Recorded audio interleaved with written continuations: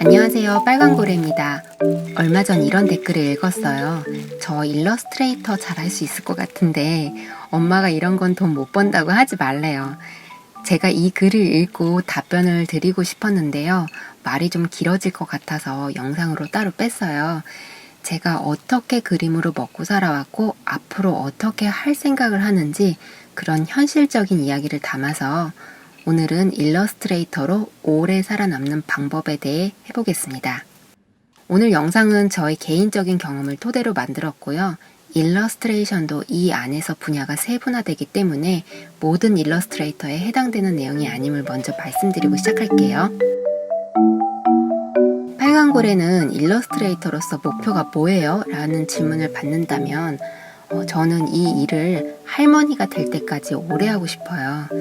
그런데 저는 일러스트레이터로 입문하는 것도 쉽지 않았는데요. 이걸 유지하는 게 더 어렵더라고요. 저는 15년차 된 일러스트레이터입니다. 처음 이 일을 시작할 때에는 외지를 위주로 하는 일러스트레이터였고요. 주로 기업 광고, 웹사이트, 책 사파 작업을 위주로 했었어요. 처음 이 일을 시작할 때에는 내가 좋아하는 일, 그림으로 생계를 해결할 수 있다는 점, 그 하나만으로도 충분히 만족을 했었어요. 그런데 한 2, 3년 정도 하니까 일러스트레이션 시장의 문제점이 피부로 와닿기 시작합니다. 바로 저작권에 대한 부분입니다. 일러스트레이터는 클라이언트에게 돈을 받고 그림을 그려주죠. 그런데 그림을 줄 때 저작 재산권을 양도해버리면 그 그림의 사용권은 작가에게 없습니다. 그래서 이 그림을 내가 그렸습니다 라고 말은 할 수 있지만 수익이 나는 모든 활동은 할 수 없습니다. 즉, 내 그림을 이용해 클라이언트가 수십억을 벌어도 작가에게는 1원 한 푼 돌아오는 게 없습니다. 그래서 그림을 줄 때 사용권을 한정시키는 조건으로 계약을 했었어요. 만약 패키지에 들어가는 그림이다. 그럼 이 패키지에만 넣고 다른 곳에 쓰게 되면 별도의 계약을 하기로 한다.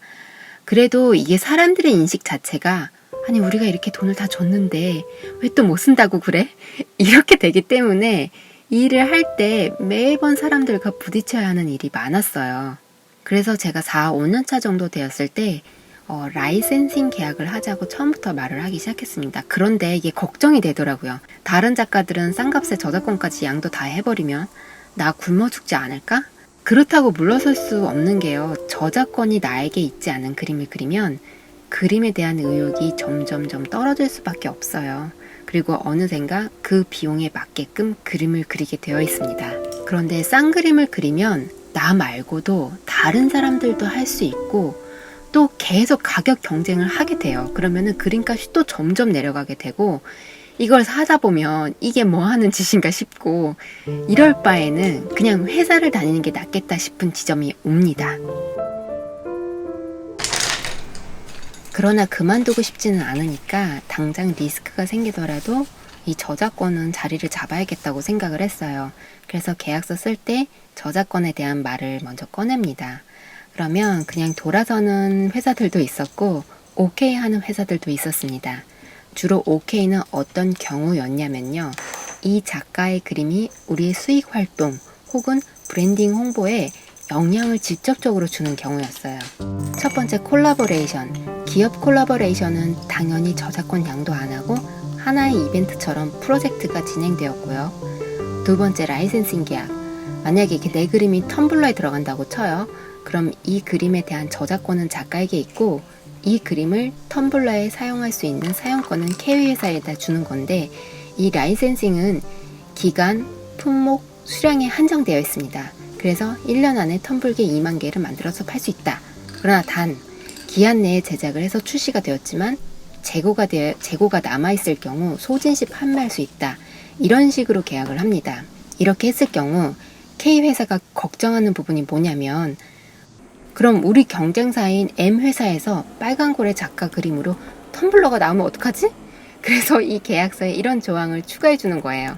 K회사와 계약 기간 동안에는 동종 업계의 같은 품목에는 사용하지 않기로 제한한다. 이런 식으로 합의점을 찾아가면서 라이센싱 계약을 했습니다. 이 외에 이게 라이센싱 계약을 하는 곳은 출판사들은 옛날부터 라이센싱 계약을 하고 있었어요. 그래서 출판사 얘기를 또 드릴게요. 출판은 이런 구조로 되어 있어야 작가가 그림을 그리죠.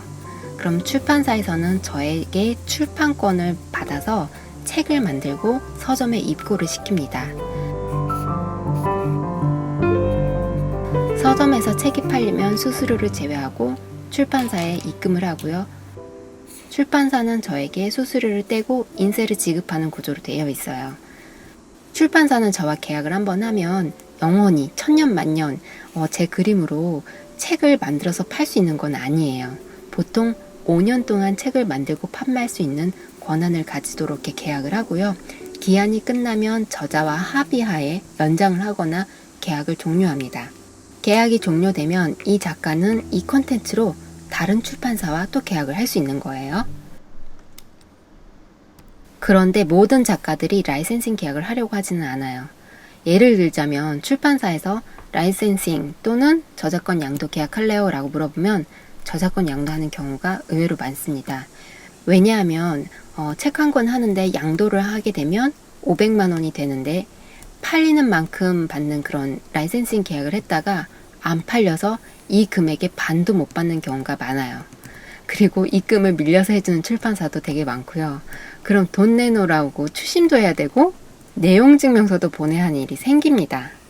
저는 시리즈물을 포함해서 출간을 지금까지 20번 했는데요. 현재 저하고 일하고 있는 출판사들은 입금도 잘 시켜주고 계약사항도 잘 지키고 책도 열심히 만들어서 팔아주고 있는 그런 괜찮은 출판사들입니다.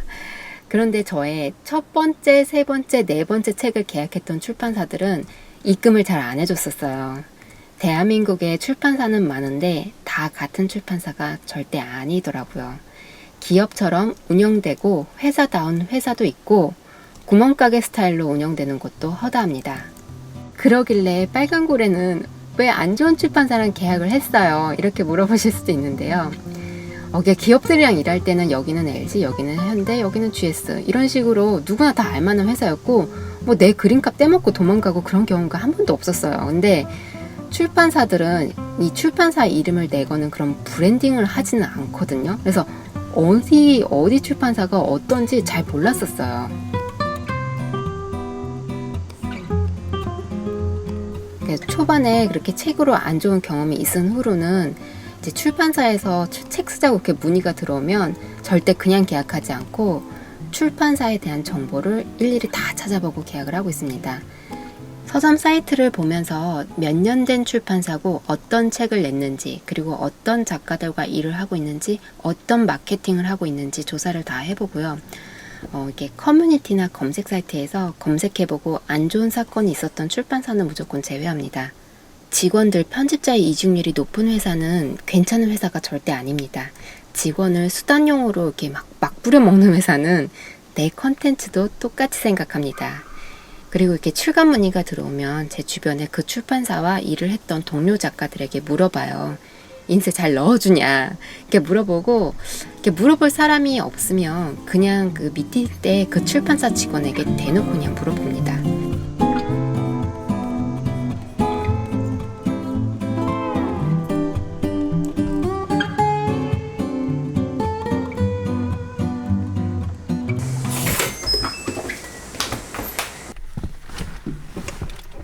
근데 저 그림 그리다 말고 어딜 가냐고요? 점심 약속이 있어요. 제 오래된 친구를 만나기로 했습니다. 이 친구도 저처럼 디자이너였고요. 제가 일러스트레이터가 되기 전 디자이너스 때부터 알던 동료예요. 만나서 밥을 먹고 함께 간 곳은 선유도 고양이 2호점이라는 굿즈샵입니다. 여기는 고양이 굿즈만 이렇게 모여있는 곳이고요. 제 그림도 함께 입점되어 있어요. 세상이 참 좁은 게 저는 작년에 제 엽서를 여기에 입점시키면서 알게 되었는데요. 이 친구는 옛날에 여기 사장님과 디자이너스 때 프로젝트를 같이 했었다고 하더라고요. 그러니까 여기 사장님은 이런 고양이 굿즈를 너무 좋아해서 이런 걸 모으다가 디자인 일을 접고 이 일을 시작하셨어요. 대부분 나중에 자기가 하고 싶었던 사업을 하거나 그걸 토대로 또 다른 일을 하는 것 같아요. 이 친구도 디자이너로 회사를 다니다가 그만두고 동업자와 함께 성실화랑이라는 회사를 만들었고요. 멸종위기 동물 시리즈를 그려서 브랜딩에 성공한 케이스예요. 그림도 그리고 디자인도 하고 굿즈 사업도 하고 홍대 쇼룸도 있고 각종 기업 콜라보도 되게 많이 했고요. 세계 디자인 어워드인 IF와 레드닷에서도 수상을 했습니다. 그림도 잘 그리는데 디자인도 잘 운영하고 있고요. 그래서 우리 구독자님들 중에서 일러스트레이터 하고 싶으신 분들 많으시고 그러니까 이게 레퍼런스로 한번 소개해드리면 좋을 것 같았어요.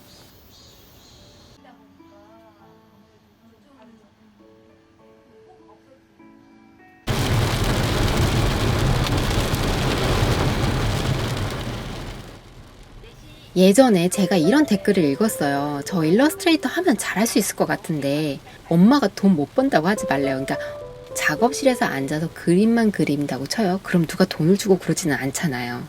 그러니까 외주의를 받아서 하는 것도 한계가 있어요. 어머님 말씀대로 돈을 못 버는 게 맞습니다. 그럼 돈을 잘 벌려면 돈이 흐르는 시장에 그림을 들고 가야죠.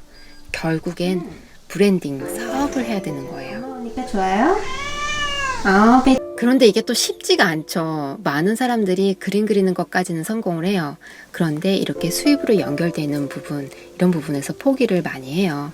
이런 사업이 겉보기에는 쉽게 보시는 분들도 계세요. 그냥 만들어서 팔면 되지. 예쁘니까 좀 팔리겠네. 근데 겉으로 보기에는 그럴 수 있지만 그 안을 뜯어서 보면, 들어가서 살펴보면 사업이기 때문에 매출이 계속 있어야 유지가 되고 시장은 빠르게 변하고 팔로도 계속 개척해야 되고 그러다가 뭐 잘 된다 싶으면 카피 제품이 중국에서 또 막 뿌려지고 그런 것들을 막 해결하다 보면 앉아서 그림 그릴 여유가 별로 없어요. 저도 그렇고 대부분의 작가들이 그림은 그리고 싶은데 사업까지는 하고 싶지 않을 거예요. 그럼 어떻게 해야 할까요? 저는 파트너를 잘 만나는 게 좋다고 봐요. 파트너 하면 동업자? 이렇게 생각하겠지만 현재 저하고 일하는 파트너는 플랫폼과 출판사입니다. 플랫폼이라고 하면 지금 보고 계신 유튜브라고 할 수 있어요. 그러니까 유튜브의 성패는 좋은 컨텐츠가 많아야 보러 오는 사람도 많습니다. 그런데 유튜브는 스스로 영상을 만들어서 올리지는 못해요. 뭐 직원들 쪼아갖고 영상 만들으라 이래가지고 올릴 수는 없잖아요. 그렇다면 유튜브도 저처럼 영상을 올려주는 사람이 필요로 하고 지금 우리는 협업 작업을 하고 있다고 봅니다. 그리고 언택트 시장이 오면서 사람이 아닌 이런 파트너는 더 많이 출연을 할 것이라고 생각을 해요. 또 다른 파트너는 출판사입니다. 오늘 오후에 제 작업실에서 출판사 미팅이 있어서 시간 맞춰서 들어왔어야 했어요. 미팅은 제가 가기도 하고 출판사에서 나오시기도 합니다. 오늘 출판사와 어떤 서류를 하나 같이 작성했어요. 계약서냐고요? 아니요. 아마 계약서들은 많이 보셨을 거예요. 검색해보면 표준 계약서, 양식, 계약서 쓰는 요령 이런 건 나오니까요. 그런데 이런 종이는 흔하게는 못 보셨을 거예요. 이게 뭐냐면요. 아까 제가 출판사와 출판권에 대한 이야기를 했잖아요. 출판권은 기한이 지나면 연장 계약을 하거나 계약 종료를 해야 되는데 오늘 이 3권의 책을 계약 종료했습니다. 남아있는 책이 이제 재고가 남아있는 게 있으면 다 팔리고 절판 처리되는데요. 이 컬러링 앤 더 푸드는 이제 재고가 없기 때문에 현재 절판 처리되었습니다. 출판사와 문제가 있었거나 한 건 전혀 아니에요. 인쇄도 칼같이 넣어주었고 마케팅도 정말 열심히 해주셨고 다들 직원분들이 주말 근무 야근까지 하가면서 영혼을 불살라가면서 제 책을 만들어 주셨어요. 작가 배려도 많이 해주셨고 수익이 계속 나고 있었고 회사가 사정이 어렵거나 한 것 같진 않았는데 출판 사업은 이제 접고 정리를 하고 싶다고 하시더라고요. 그래서 아무튼 그래서 계약 종료를 했습니다. 회사의 직원분들은 퇴사를 하면 이제 그만이에요. 그렇기 때문에 꼭 서면으로 남겨두어야 합니다. 직원도 아닌 사장도 마찬가지예요. 이 사업을 매각시킬 수도 있기 때문에 합의한 내용은 꼭 기록으로 남겨두어야 합니다. 제가 이 컬러링북 처음 출간할 때 종이책 시장이 지금 매우 안 좋잖아요. 그런데 종이로서 존재 가치가 있는 책을 만들 수 있어서 매우 기뻤어요. 그런데 이제는 이제 컬러링북 시장도 많이 줄었어요. 이 책 문의하시는 분들이 좀 계시는데요. 아마 당장 이 책이 나오기는 좀 힘들 것 같아요. 나중에 분위기가 좋은 시점이 오면 제가 일 잘하는 그런 출판사와 또 계약을 해서 책을 내볼게요. 댓글로 위로해 주시는 그런 위로글 안 주셔도 돼요. 저 슬프지는 않아요. 언젠가 이 책도 끝이 있을 거라고 생각을 하고 있었고 그래도 제 책은 끝났지만 제 그림은 끝나지가 않았어요. 저작권이 저에게 있기 때문입니다. 그림이 음식처럼 썩는 것도 아니고 하니까요. 잘 가지고 있다가 빛을 볼 시기가 오면 더 좋은 그림으로 업그레이드해서 세상에 다시 내놓도록 하겠습니다.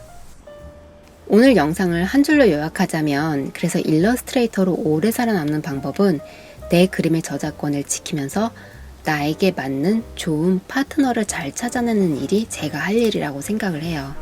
근데 좋은 파트너를 만나려면 일단 내 그림이 좋아야 해요.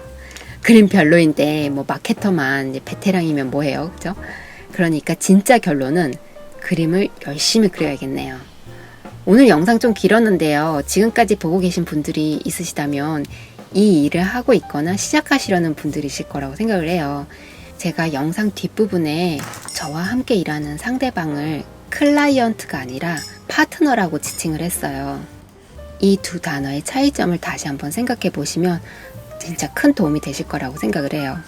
자, 그럼 오늘은 여기까지 할게요. 그럼 다음 영상도 기대해 주세요. 감사합니다.